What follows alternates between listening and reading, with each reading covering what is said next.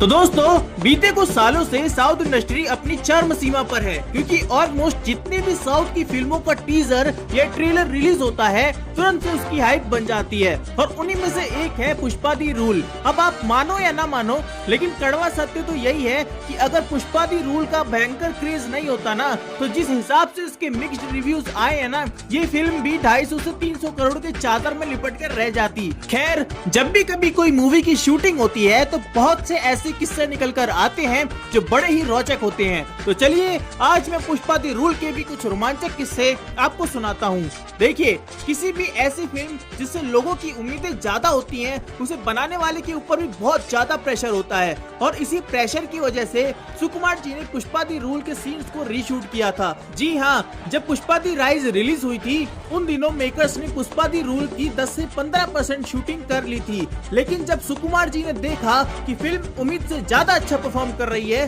तब उन्होंने भी अपनी जिम्मेदारी को बखूबी समझा और पुष्पा दी रूल की स्क्रिप्ट पे दोबारा से काम किया और कई सारे सीन्स को रीशूट भी किया था। इस मूवी को बनाने में लगभग 3 साल लग गए, और क्योंकि इस बीच अल्लू अर्जुन अपनी दाढ़ी नहीं हटा सकते थे, इसी वजह से वो अपनी बेटी को किस भी नहीं कर पाते थे। और ये चीज उन्होंने खुद एक इवेंट में बताया था कि उनकी बेटी को उनकी दाढ़ी चुभती थी, इसलिए उन्होंने 3 साल तक अपनी बच्ची को किस भी नहीं किया। चलो फाइनली अब वो फ्री हो चुके हैं, लेकिन अभी और भी किस्से बाकी हैं। जैसे इस मूवी के कुछ सीन्स ऐसे हैं जिसमें बहुत लागत और लोग लगे, जैसे कि ये जितारा वाला सीन। सिर्फ इस सीन को शूट करने में 50 से 60 करोड़ की लागत लग गई और 500 से 600 लोगों को जमा भी करना पड़ा था। और आपने ये जापान वाला सीन भी देखा होगा, इसके लिए भी उन्होंने एक आर्टिफिशियल सेट बनवाया था।